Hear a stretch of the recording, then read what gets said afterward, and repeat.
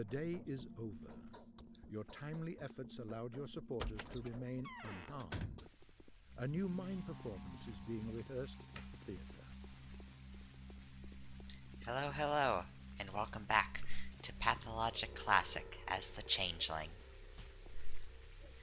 I will fully admit that to pass over time, I ended the last part earlier on so I could do the typical, checking out every single bin in the game. Just off screen. Oh god, what do I want for that? Get rid of brown twire, it's not very useful. But yeah, my goods are... I used up my lockpick, but I have 9 revolver bullets now. Drapery is at 0 durability. Got a couple more tourniquets and bandages. Got more food, including lemons and walnuts from robbing a house, and then the usual little bits of trash. Most notably, I pissed off a bunch of needles for revolver ammo. And as for now, we have to go see our pantomime. The one that probably should have been in yesterday's video, but I forgot about it. Hush.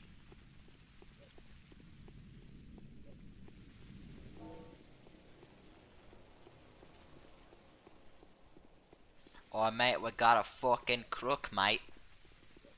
Stop right there, you fucking oser. He's out of range. Get the fuck back here, mate.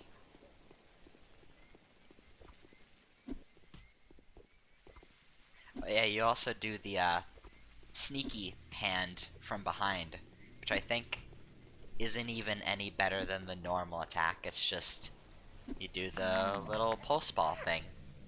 It's cool, yes. And you steal the money and get your rep. How to be redeemed in the eyes of the people. Murder. It's okay, I'm a miracle worker, but I can't stop people from being assholes. Alright, I'm out of space for bottles. Well, speaking of which, since I went to pretty much every bin in the game, I have a little bit of spare water, just a tiny bit. Not excessive at all. Sore, oh sore I am. My throat and my eyes are burning with sand. The ground underneath me is crumbling.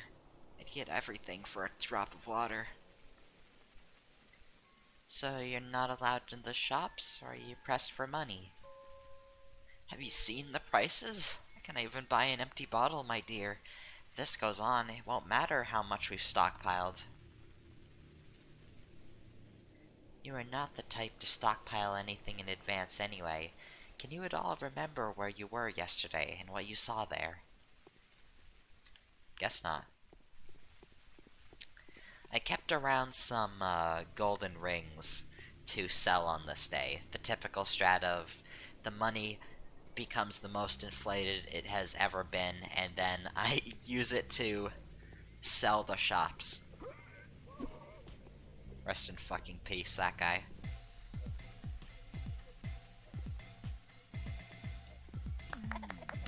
Goodbye. If we're lucky, this dead drunk will have a bandage, which he does. Thanks, Max Payne.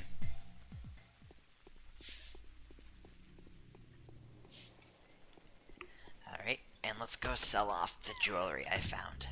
Maybe even some razors. We don't really need medicine from the teenage kids. 1,089 for an egg. Inflation. So get rid of our silver rings, get rid of our gold rings, get rid of our razors. Watches aren't that much. Flowers are terrible. I'll even get rid of kerosene. It's rarely useful, but I'll keep a healthy amount. They really like their lemons, and I prefer the coffee over lemons. And then I'll sell an extra tourniquet. So now we're doing good on money, but money isn't going to be that useful until the next day. Because today, money is worthless. Like, actually garbage. But the economy comes back later. A little bit. Kinda. Sorta.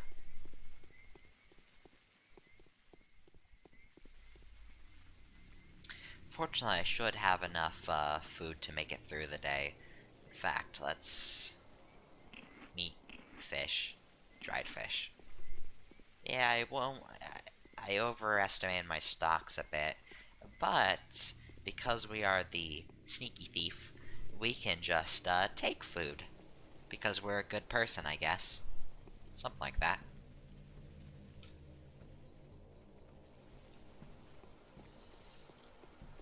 It's okay, as long as I kill these people, nobody will care.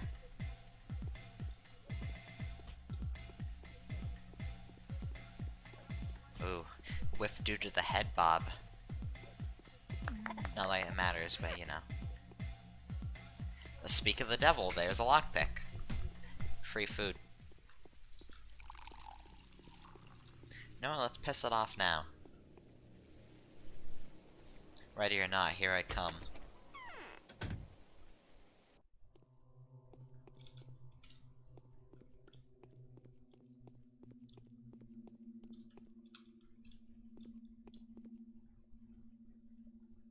What are you doing, madam? Your best, I oppose. Alright, factory man and 2 good containers. Oh, that's a lot. Oh, that was a great haul. But now we need you to look away from the other dresser. Yep. Take these. Oh, he was... Are they only aggravated once, you look into it? Because I made a mistake yesterday in that I looked into a box with a golden ring and nothing occurred. But just then, that guy stared at me when I took the flower. Hi, I remember you. I was just this high back then. You're probably even smaller. Is something bothering you? Do you? Sorry, I can't remember at all. Say, how does a House of the Living work? I think Lara wants to found one. If I don't end up there, does that mean I'm dead? Aw, more meta. No, it's vice versa. If you do end up there, you'll only get out feet first. Because we played as the Bachelor, we know how the House of the Living lines up. Actually, I'd rather use the hooks. They are less versatile than the pins. Tourniquet. Money. I'm a nuanced person with nuanced, morality. I can do what I want. Oh. Extra conversation path. Why would you want to go to the House of the Living? I don't. If anything happens, we will all hide in the polyhedron. Khan says it's the safest spot in the world. No adults allowed, though. So how many of you are in there now? A lot. Yesterday the father of one of our guys was killed by the station. Now the lad won't say a word. Khan says he's better off in the tower. It lets you see those who are already gone.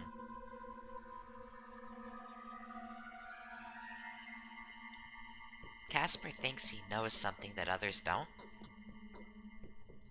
Alright. Hook for bullet. You. Look away from the dresser.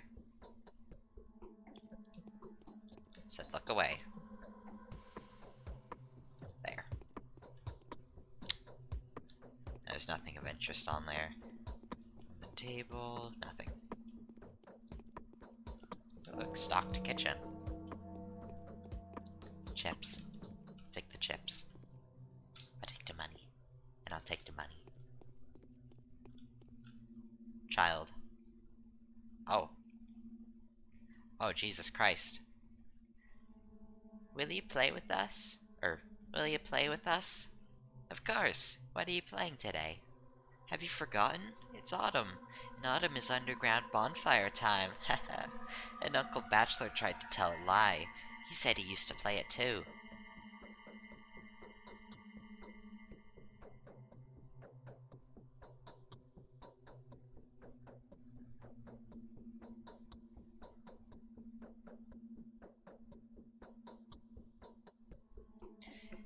He never lies, Sunshine. Maybe it was a joke. That is exactly what's so horrifying about him.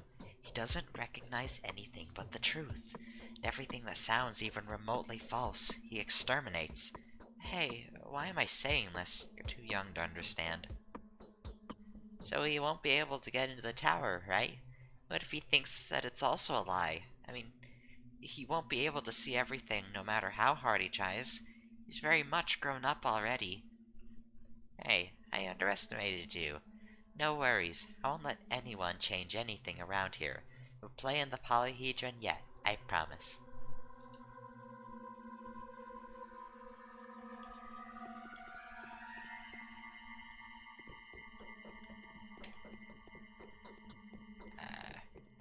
Yeah, this wasn't a great house, but we got some chips. Yum. Dry ass, stale ass chip. Okay, let's stop putting off this pantomime, but only after I sell the golden ring.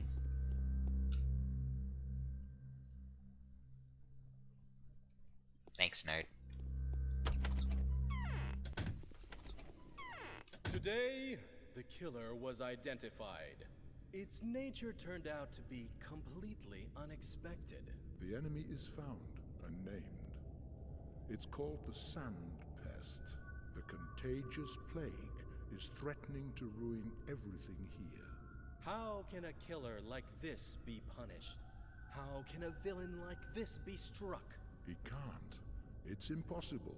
By pulling a knife on it, you'll just cut an innocent body. I think I should go. Nothing to be done here anyway. You should go. Go then. Wherever you please. Shoo!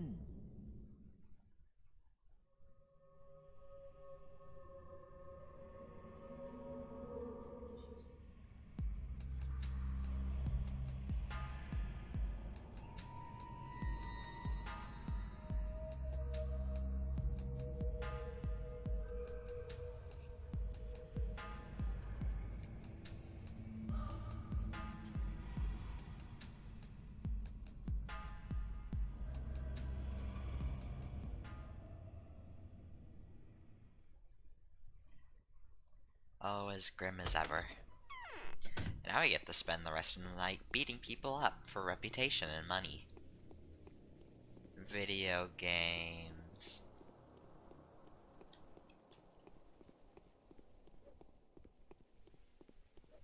To be fair though, it won't be, like, too long.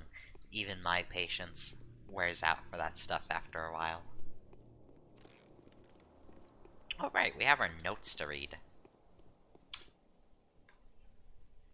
You are the only one who can do it, sister of mine, who can trickle through a tiniest crack, crawl through a barely visible hole. It is almost as though you could seep through the pores in human skin. It is as if you are not a human being, but a nectar-sweet moisture of a volatile spirit. How is this even possible? People trust you, that's how. Have no fear. Go where you will, and nothing will touch you. Speak your mind, and no one will reject you. Hear them out, and nothing will evade your attention. There is but one question I want to ask. What is it that you do to make people love me less and less, trust me less and less, even when I am asleep? Whatever you answer me, remember I love you more than anything, and will never be angry with you. Here I am. Take my hand. Where are you, my girl? We didn't finish our conversation yet. Come back to us. The streets are too dangerous a place for you to stay. Besides, was it not fate that led you unmistakably to our home? Why then are you so intent on rejecting our hospitality? waiting for you. Implacably, Katarina. I got that note while I was asleep, so I didn't wander out into the streets. But I will go to see if Katarina has a new conversation.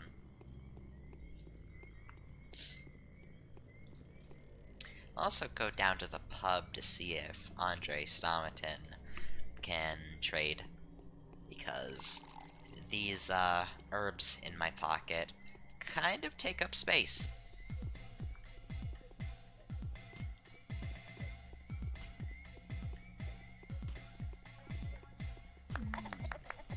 Beautiful.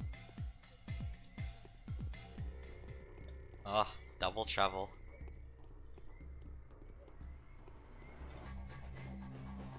It's okay, we literally did this, like, as part of the main quest yesterday.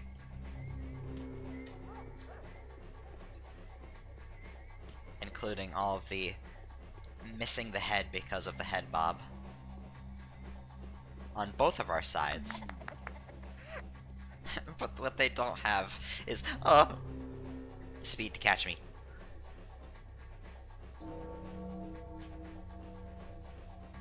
Oh yeah, they just kind of edge up to you sometimes, and you can use that to just slowly walk backwards and just smack the shit out of them.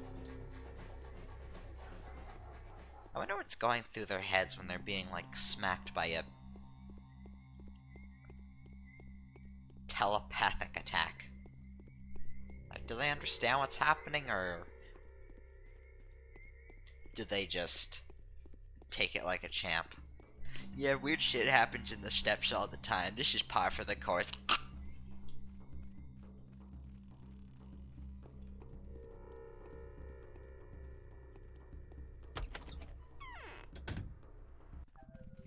Most importantly, coffee.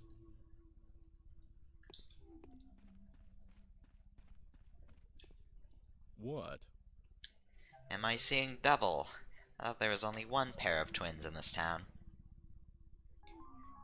Could be. And who are they? My brother and I. So you've seen me before? Turns out the old Gimskis are no better than the rest. They think they've created the body of the town. Demiurge is my ass. So what are you doing in this opium den? You want some hashish? Or are you waiting for this step diva to fall into another of her trances and throw off the last of her rags? Are you even 12 yet? Let our herbs do the talking for us. How about some haggling? Yeah, they sell Twirin extracts, which presumably have been provided by the horror specs already? Fair enough. Most of these are pretty terrible, but this one is inexplicably really good. Oh. Oh, they're pricey. I need more herbs. So I really have to be on the lookout. In the meantime, I could have sworn that Andre gave more items than just Twirin extracts, but it could be that I'm just remembering something from Pathologic too. Bandage. But for now, I'll store my herbs in the house of the... Man, I forgot my adoptive parents' last name. Sad.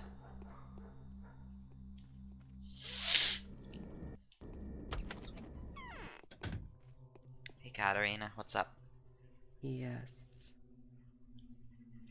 Now I shall speak to you of the higher causes of the unfolding disaster. Like roots, they are invisible to the eye. When one plucks a weed, one removes merely the consequence, not the underlying cause. You are the only one capable of a true victory, and that is why I'm going to tell you about the roots. So listen. I'm listening. These are our parties. The first thing, the original creation, was the earth, the ancient one, giving life to plants and animals. She begot the abattoir. She begot the twin. The kin, sorry. She gives and she takes. The dead go into her. Everything ends with her. She is the inception and the conception. Such is the law. We, the Sobirovs, act in the interests of the law, by which everyone must abide. Ours is a faith of humility. Do tell me more. A town sprang up upon the earth. A town of men was built upon her. The earth, eternal, the giver of life, built by greed and creativity, by ingenuity and hard work. The abattoir found its continuation in the works and the railway. The hands of the Oglimskis crafted an environment in which people could develop and reflect. Theirs is a faith of construct. Speak on.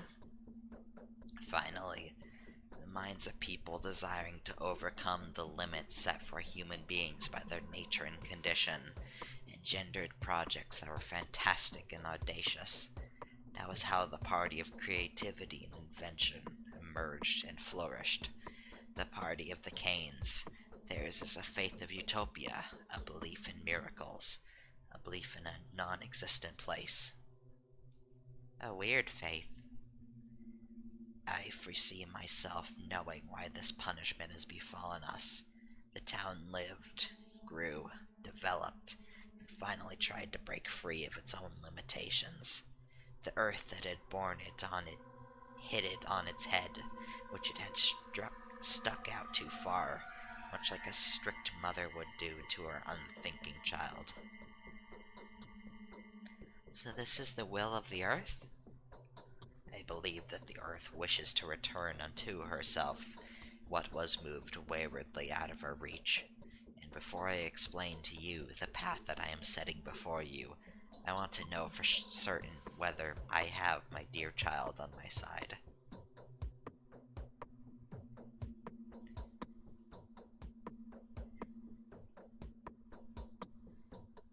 Yes, Katerina, I believe that our faith is the true one. You will speak to those bound to you about the truth of humility. You are to convince one of them, 2 of them, 3 of them, of the true faith's wisdom. Should one of them prove stubborn, you will use the powers that you were granted to you by Providence itself.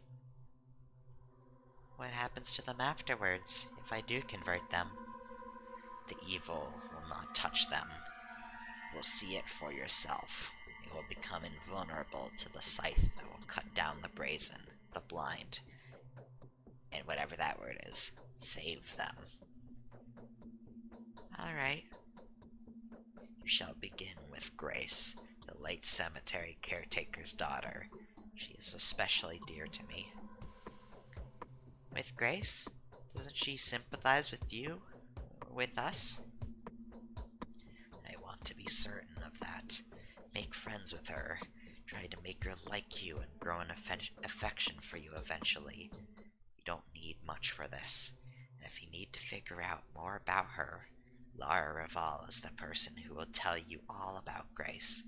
She is as much of an angel of kindness as the poor daughter of the caretaker, and her father has recently died too. I trust you, Katerina. What you're saying is wise and true. Katerina tells me I can get the hooks for Grace from Lara. Anna Angel is vulnerable today. And my first side quest of the day is Grace. The husband carries the sword, and the wife brings the peace, just like a family in power should. Katerina has entrusted me with an errand. She doesn't want me to punish, but to pardon instead. The first person I need to take care of is Grace, the daughter of the cemetery keeper who I met yesterday. Lara Raval should know how I could get Grace to like me. Well, there we go. I always like it when there's quests to do when the day first begins. Giving me something to do during the early morning section is always nice. Plus it gets something out of the way. Because the game's main stories are oftentimes squished into the time frame of 8:30 p.m. to your usual 12 a.m. And that's probably done to give you less hours of wiggle room on the main quest. These side quests are nice to have something to do at these times, besides going around being a budget Batman murdering people. Admittedly, people who try to murder others, but conquest isn't it. Conquest isn't it, Chief? I say that as I unironically come over to beat this guy's face in.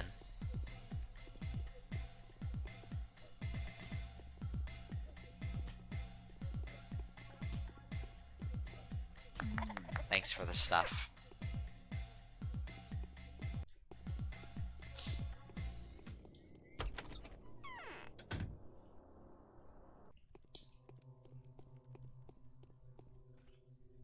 Seems like Olgimski is getting ready to face profiteering.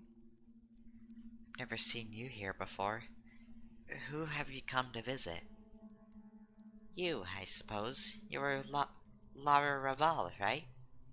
My lips are too dry. We'll prepare for the hard times. I hope they don't last long. Lara, tell me about Grace. Know her, don't you? What makes you think I do? You're similar. You both live for the sake of the dead. Or am I wrong? You're probably right. But if you're so sharp and observant, why don't you talk to Grace herself? I feel rather awkward. I barely know Grace. We haven't spoken a lot. Do you want to make friends with her? Of course I do. If you want to make a good impression on Grace, bring her some flowers, bread, and milk for the dead. She'll be elated and do anything for you. That's simple. And what do I give Grace herself? She doesn't need anything. With people like Grace and me, it's the good done to one's neighbor that matters. Oh, you understood that. I do. It's called selflessness. I need only to find a flower, some milk, and a loaf of bread. This'll be enough to please Grace. And fortunately, you may think to yourself, oh, God, they're going to have to make me buy bread and milk on the day where the prices are all screwed up. But, since we have the power of hindsight, we know where to get some free milk and bread. At the stone.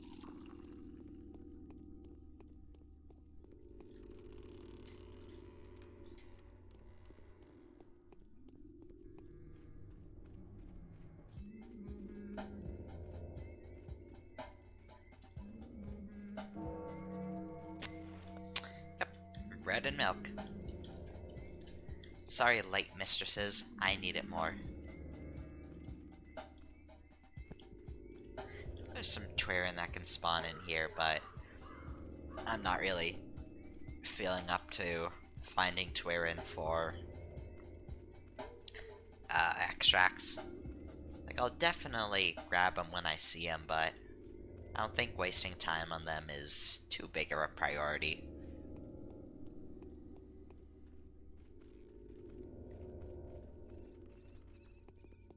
Anyways, on to Grace at the literal other side of the map, vertically and horizontally.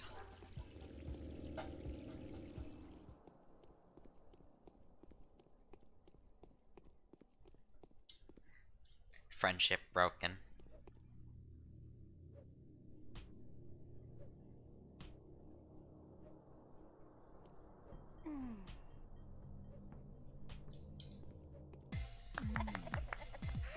Thank you for your sacrifice, kind sir.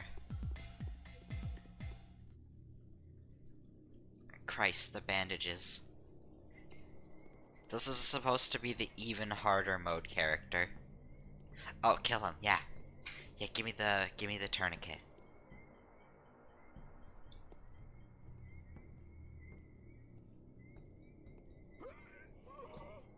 winner. And I get my water back. Amazing.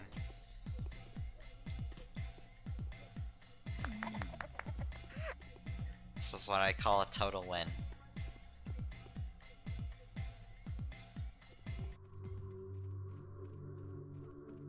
One thing that's always impressed me about the steppes is that various areas in these grasslands have completely different soundscapes to them. I think that's like really cool attention to detail. I also want to check out if I have anything I can do with the worms. Because they're worms and I have to check them out, they're cool. I love them. Friend.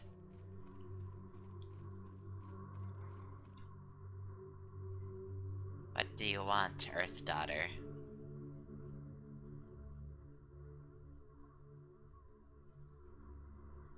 Oh, but I'm no Earth Daughter. I'm of a heavenly nature. So yeah, nothing. But hey, add some Swevery. That's cool. Deformed man with his Swevery.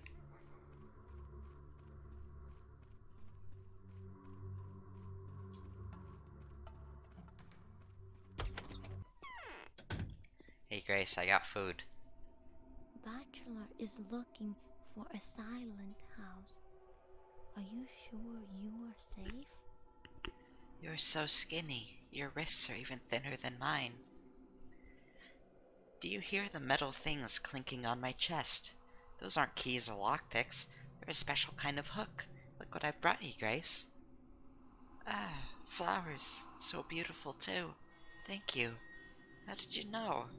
Those are the exact ones I wanted to offer to Fargod. He likes the color red. Perhaps you're fond of them, too? I am, Grace, and I'm fond of you, too. Is there anything I could do for you? I'd be glad to, because just yesterday, as I was looking at you, I thought I'd like to give you a hook.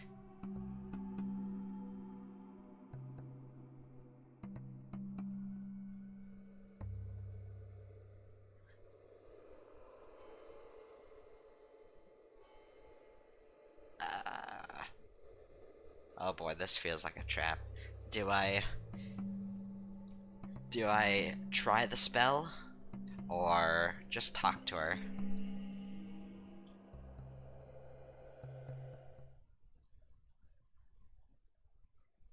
Grace, oh Grace, I know of you this.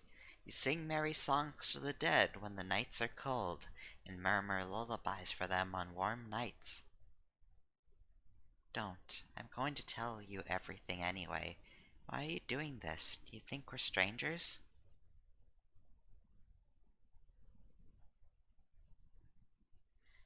Alright, I'm sorry. Do you believe that I'm the harbinger of good? I trust you as I trust myself. I'm all ears, dear sister.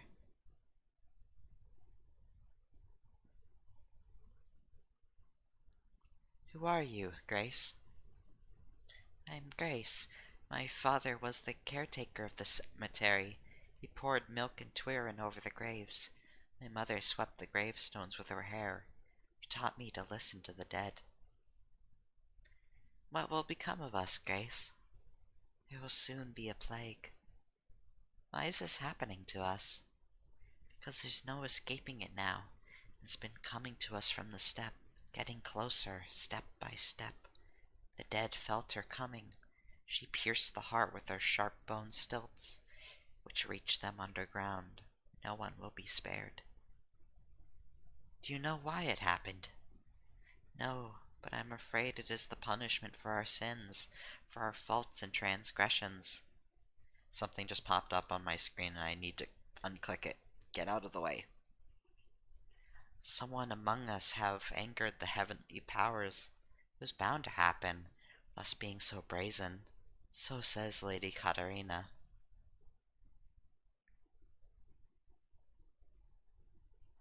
Exactly. I'm glad that your faith is firm. I promise you that as long as you can muster the strength to accept the divine will, nothing will hurt you.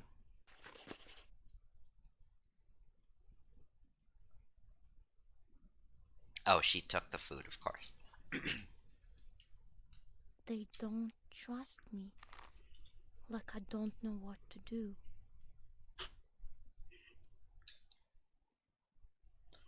Our conversation was rather awkward. I should go back to Katerina now. I can only hope that anything I said convinced her. The answer is probably not, but hey, it's the attempt that counts.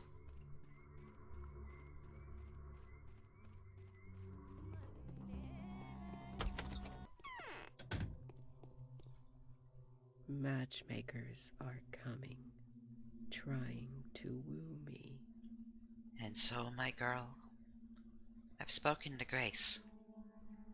And so, she believes and thinks the same way as we do. That is good. You have not, I hope, confused or disappointed her? No, I've only made her true faith firmer. And doing so increases our reputation. Grace is with the humble ones now. In these days of terror, she will be protected by the power of truth, and no evil be able to touch her. And we earn our well-deserved rest, at least until 8 a.m.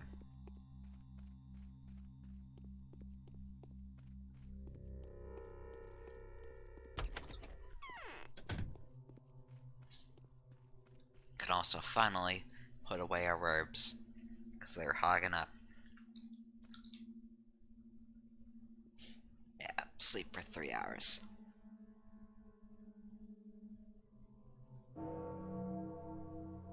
Infected yesterday, 24, died 16, got missing 6,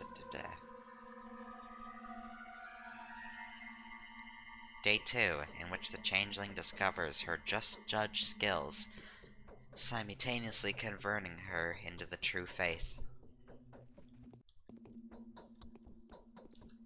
My strength will complement her weakness.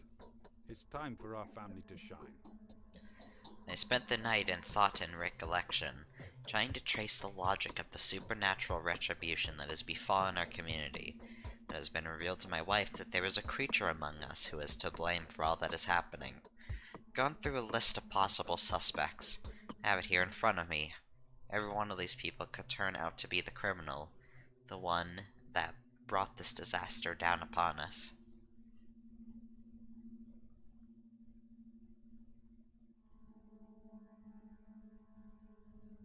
How did you pick these people? For years, I have been keeping order in this town and looking out for possible criminals. I trust my clairvoyant wife's judgment. Even that trust, however, I would have thought unduly partial, foreseeing my hypothesis confirmed by her rival mistresses. So what do you expect from me? I only want one thing, and that is justice. This is a case where we can dispense with evidence and trials. When the last dawn is rising above the world, it is time for arguments of a different nature. A trial resting on conscience, and a verdict resting on faith, finding the culprit for us. It is why you've come to this world, and into our house, the house of the town's rulers.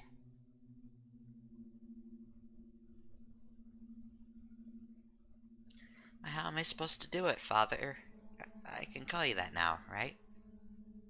First of all, you must gain trust of the person I believe to be the criminal responsible for this.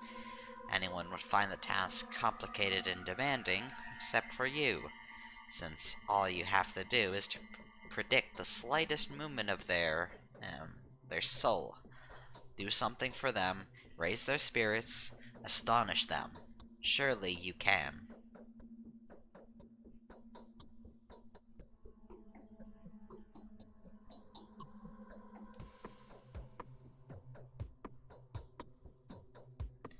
There's no need to go over all that. I explained it to you myself, after all. And then? Yes, you will lull them with their words, then make them answer your questions and see if they are guilty. My wife is positive that if you first win a person's favorable disposition, and then astonish them, you will succeed. They will not be able to avoid your thrall, for you are our destiny.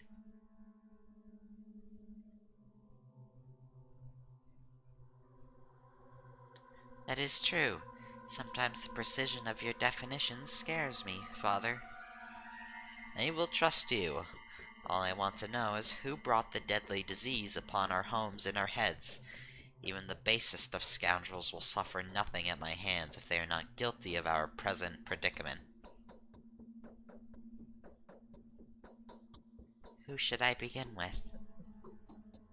A mysterious creature named Aspity will, I am sure, be the best start. Children say she is an evil spirit. Simon didn't like her. That bitch has been called a walking plague even before this. I am sure that a woman, a man-eater, and a spawn of the steppe, which is exactly what a Shabnak is a fitting description for her. How do I make her reveal herself after I've gained her trust? Who can tell me something about her that she'd be surprised to hear? Right, you don't know anybody here. Shortest way is via the Olgimskis. Ask Vlad the Younger, Olgimski's son. The Olgimskis must have old scores to settle with her. Besides, Vlad the Younger is knowledgeable about the legends and traditions of the steppe people. He will instruct you. Yes, Father. I'll do my duty. The hooks to Aspity's heart are at Vlad the Younger's.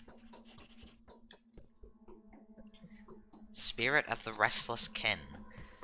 My father is like an army commander who has gained an opportunity to break an enemy that had never before suffered defeat.